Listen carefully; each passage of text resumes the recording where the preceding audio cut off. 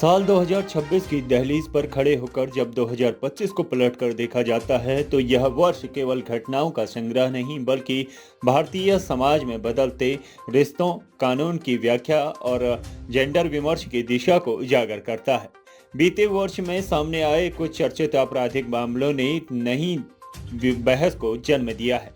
क्या पुरुष भी घरेलू हिंसा और उत्पीड़न के शिकार हो सकते हैं? 2025 के दौरान मुस्कान, सोनाम रघुवंशी, हनीमून मर्डर और नीला ड्रम जैसे शब्द केवल नाम या घटनाएं नहीं रहे बल्कि वे सोशल मीडिया, न्यूज रूम और अदालतों तक ये व्यापक सामाजिक विमर्श का हिस्सा बन गया। इन मामलों ने न केवल खड़ा किया कि क्या हमारे इस कानून और सामाजिक संरचना केवल एक पक्ष की पीड़ा को देखने के लिए आदी हो चुके हैं। चर्चित मामलों ने क्यों बदली बहस की दिशा, ये बड़ा सवाल है। साल भर में कुछ ऐसे आपराधिक प्रकरण सामने आए जिसने पत्नियों पर अपने पतियों की हत्या या फिर गंभीर उत्पीड़न के आरोप लगे। कहीं आत्महत्या के लिए उकसाने की बात सामने आई तो कहीं हत्या के शव को छिपाने जैसे गंभीर आरोप लगाए जा रहे हैं। इन मामलों की संख्या भले ही कुल अपराध आंकड़ों की तुलना में सीमित हो, लेकिन इनके स्वरूप और प्रभाव ने समाज को झकझोर कर रख दिया। विशेषज्ञों का कहना है कि इन घटनाओं ने यह दिखाया है कि घरेलू हिंसा केवल एक तरफा मुद्दा नहीं बल्कि यह किसी भी जेंडर के साथ घटित हो सकती है। कानून, आंकड़े और उसकी वास्तविकता क्या है, आपको बताते चले।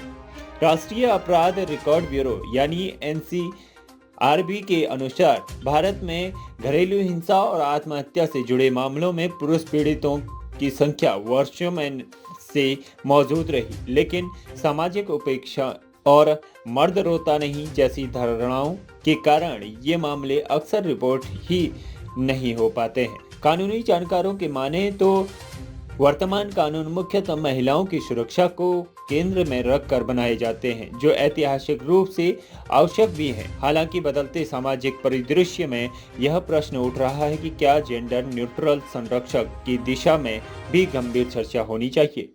अब सोशल मीडिया और जमीनी हकीकत क्या है, उस पर भी नजर डालनी जरूरी है।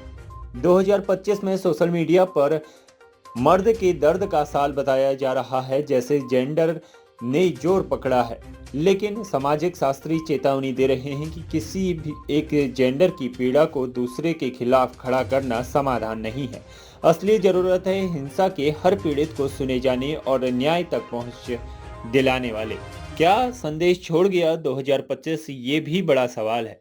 यह साल हमें यह सिखा कर गया कि अपराध का कोई जेंडर नहीं होता। पीड़ित को पहचान और उसकी पीड़ा से होनी चाहिए, न कि उसके लिंग से। कानून, समाज दोनों ही संवेदनशील, संतुलित और तथ्य आधारित दृष्टिकोण अपनाना होगा। 2025 को यदि इतिहास में किसी नाम से याद किया जाएगा तो वह शायद किसी एक वर्ग का नहीं बल्कि उस दौर का प्रतीक होगा जब समाज ने पहली बार खुलकर यह सवाल पूछा कि क्या हम हर पीड़ित को समान रूप से सुनने के लिए तैयार हैं।